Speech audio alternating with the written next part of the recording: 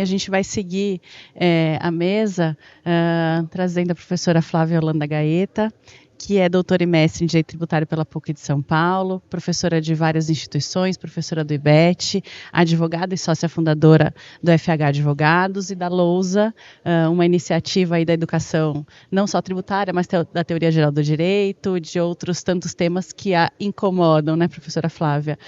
Então, com você a palavra. Consegue me ouvir? Bom dia a todos. Uma alegria estar aqui.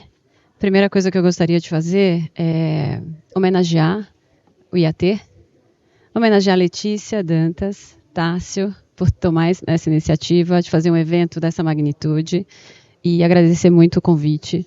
Mas eu também queria homenagear os meus colegas de turma aqui dessa mesa. Priscila é a liderança do IBET desde que eu entrei em 2008. A Aurora já era quem conhecia o construtivismo lógico-semântico como nenhum de nós conhecíamos. Lucas, que é meu contemporâneo dos grupos de estudo, no processo seletivo do mestrado, e vivemos exatamente o mesmo momento. E Tarek, que já era a nossa fonte do direito, já era a nossa enunciação anunciada, e é um prazer estar aqui. Bom, a minha conversa hoje, ela traz fundamentalmente, quando eu visito um lugar como esse, eu peço perdão para ficar de costas para vocês, quando eu visito um lugar como esse e me encaminho para esse teatro, o que eu vejo quando eu entro aqui no sul da Bahia, nesse Teatro L'Occitane, nesse espaço? Eu vejo natureza. Mas eu também vejo uma intersecção. Eu vejo o homem transformando esse lugar. E o que é o homem transformando esse lugar? É a natureza, esse lugar incrível, lindo, e esse teatro, essa fortaleza que foi criada aqui. E eu vejo essa intersecção entre natureza e cultura, natureza e homem. Natureza e esse processo de transformação, de acordo com os nossos interesses culturais, os nossos valores. E eu também percebo que quando eu olho natureza, eu olho tudo aquilo que não está sob nosso controle. Essa potência, essa magnitude, que não cabe a nós dispor. Eu também vejo essa estrutura, eu vejo essa iniciativa. Então, quando eu pensei nesse paralelo entre a natureza e a cultura, eu pensei, bom, o que é a cultura, afinal? Essa mesa de teoria do direito, estamos em plena fase de transformação. O que é a cultura, afinal? A cultura é esse conjunto de atos, essa repetição, esse conjunto de valores que se repetem. O meu projeto aqui hoje é garantir que a gente saia mais instigado, com uma inquietude intelectual ainda maior, e eu acho que esse é o papel da mesa. E aí, quando eu vejo essa intersecção cultural, eu vejo, nossa, mas a cultura tem transformado esse espaço? O que era o sul da Bahia 200 anos atrás? O que é ele hoje? O que nós homens estamos fazendo? O que tem na nossa sociedade hoje que proclama, que deseja a transformação? Esse lugar é uma representação dessa transformação. E quando eu penso em cultura, eu penso em outros elementos. Eu penso, por exemplo, na história, que a gente está pensando a história como relato de todos esses acontecimentos, mas eu também vejo a cultura como a arte, a música, o direito, todos os objetos culturais. Todos os objetos que tentam, na medida do possível, acompanhar a evolução do homem, acompanhar essas necessidades humanas. E aí você vê, bom, se o direito é um objeto cultural, e se nós somos esse processo de transformação, o que nós temos hoje? Quando eu pensei em natureza, eu falei, bom, mas tem alguma coisa que a gente não tem poder sobre. Os estoicos diriam que a gente não pode mexer naquilo que a gente não tem. Tem coisas que a gente não controla. A natureza é uma delas. Mas tem outras, os objetos da cultura, de alguma maneira estão a nosso serviço, estão a nosso favor, talvez. Alguns deles demoram mais tempo para se modificar, outros se transformam de uma maneira mais célere. Talvez movimentos artísticos e culturais tenham uma voz daquilo que acontece na nossa sociedade, na relação social, muito mais forte do que o direito, porque o direito é mais formal, é mais rígido, tem uma estrutura um pouco mais hermética, e essa formalidade legislativa, esse movimento institucional, faz com que ele demore um pouco para perceber a sociedade. Eu poderia pensar, por exemplo, em 2009, quando eu e Lucas estávamos no mestrado, entrando no mestrado, fazendo o processo seletivo, o que tinha ali? O surgimento do WhatsApp. Era exatamente quando surgiam as redes sociais, 2012. A gente estava vivendo ali ainda o BlackBerry. Veja, naquele movimento, as nossas formas de comunicação eram completamente diferentes. Nós estabelecíamos conexões de uma forma diferente, nós tínhamos construção de prova de uma maneira diferente, tudo era diferente.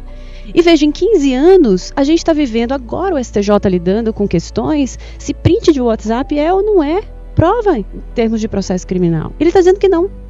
Mas se o principal canal de comunicação nosso hoje é esse aqui, o que é prova? Como que o direito, essa entidade, se aproxima? Será que eu preciso sempre de uma norma individual e concreta, aquela norma do judiciário? Será que a gente não precisa dessa transformação? E o que eu percebo, assistindo o professor Paulo no primeiro dia, assistindo o Edivaldo Brito, é natural. O novo inquieta, o novo incomoda. O novo é exatamente esse momento em que a gente precisa se acomodar, entender um pouco a etiqueta do local. Basta a gente viver essa experiência aqui. Essa imersão nesse lugar gera na gente essa inquietude. E aí, como que eu me comporto? Como funciona? Como que eu... E eu acho que o direito vive também esse movimento de transformação. O professor Paulo, com muita razão, estava inquieto, chateado, incomodado. Mas é claro, se o novo incomoda, e o que a gente fazia no passado, o que era? Eles passaram 60 anos tentando construir um sistema jurídico. Pensando como doutrina, o que aquele sistema, apesar deles não terem qualquer gerência sobre o texto final, como a Aurora antecipou, o legislativo faz esse papel, mas o papel da doutrina nessa intersecção é dizer, bom, mas como que a gente faz para auxiliar? Como a gente faz para criar um sistema mais homogêneo, mais harmônico? Como que eu faço para criar essa coordenação? E o trabalho nosso aqui, de pensadores do direito, é isso. É como olhar esse texto que está escrito e dizer assim, como que eu transformo isso num sistema? Porque na prática, como aprendemos com o professor Gregório Robles, tudo isso é texto bruto. Tudo isso que a gente está lidando é um texto bruto sobre o qual a gente não tem uma gerência, porque são atos de poder. Por mais que existam iniciativas de um grupo que queira simplificar, há uma iniciativa de poder que a gente não tem muita gestão. Mas a gente tem uma gestão aqui na academia, que é pensar, aprender a pensar, aprender a construir aquilo que Pierre Levy chama de inteligência coletiva. Então a gente precisa olhar para as mudanças, não necessariamente com aquela sensação de que a gente precisa reagir, não gostar. Eu não quero, não gosto, não funciona. E eu acho que o PBC tem razão em várias coisas, Edivaldo Brito também. E é normal, eles passaram 60 anos tentando organizar aquilo que não é organizável. Porque a nossa vida é tudo isso que a gente vive aqui. É caos, é ordem. Estamos tentando organizar aquilo que se desorganiza o tempo inteiro. E naturalmente existe uma inquietação. Caramba, trabalhei 60 anos e vai mudar tudo. Mas talvez a gente precise de mudança mesmo. Talvez a gente precise de um movimento, bom ou ruim, qualificado ou desqualificado, o melhor para todos ou menos bom, se eu posso dizer assim. Talvez a gente precise desse movimento de mudança. E esse movimento de mudança é o que a gente está vivendo agora.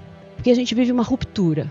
Eu diria até, imagina só, Constantino, quando pensou ali em Roma, vendo aquela cidade longe das fronteiras comerciais, pensando que estavam muitos conflitos aqui, vamos fazer o seguinte, vamos construir uma nova Roma, Constantinopla, ou Bizâncio antes. Por quê? Porque Roma não está funcionando. Então, para corrigir o que está aqui, vamos parar de corrigir em retalhos, porque eu acho que vai ficar muito difícil, e vamos construir algo completamente novo. E foi isso que aconteceu. Eu fazendo esse paralelo histórico com o que está acontecendo com a reforma, essa grande ruptura incomoda, mas talvez tenha sido a salvação do Império Romano em determinado momento. Tanto que Constantinopla ficou até 1453 de pé. Não é verdade? Então talvez a gente tenha que viver essa mudança e trabalhar como agentes. Eu costumo dizer que se a gente ficar numa posição passiva, a gente não consegue nada. Na vida quem fica parado não consegue absolutamente nada. Mas nós como juristas, se nós somarmos a iniciativa, ficar preocupados com a função da teoria, dessa entidade institucional que é o processo legislativo, e caminhar junto, pensando de maneira criativa, sistêmica, pensando mais e melhor o direito, com certeza a gente pode ter um caminho melhor para o futuro, com ajustes. Se vivemos 15 emendas constitucionais em 35 anos, por que a gente não pode viver ajustes ao longo desse período? Talvez a nossa função seja essa, não mais essa inquietação de... Porque às vezes quando a gente se incomoda demais com determinada coisa, isso cria um bloqueio profundo e a gente para de pensar. E quando a gente para de pensar, as coisas não melhoram, as coisas não evoluem, esse ciclo não se amplia, não melhora. E é por isso, para encerrar minha fala, que eu diria que vivemos sim esse movimento de ruptura. É uma ruptura, a reforma tributária nessas condições, com essa magnitude. Talvez a gente tenha que passar 10 anos reconstruindo ou reorganizando aquilo que talvez não tenha uma organização e nem terá, porque porque estamos entre caos e ordem o tempo inteiro. É quase cobertor curto, você cobre a cabeça, você descobre o pé e você fica naquele ajuste, mas dá para trabalhar com isso, dá para criar oportunidades com isso, dá para pensar o direito a partir disso e ver como que a teoria vai se adequar aos novos tempos. Então essa era a minha colaboração inicial, essa introdução para o debate, e eu espero que tenha atendido às expectativas, e vou passar a palavra para a presidente Priscila Souza. Muito obrigada.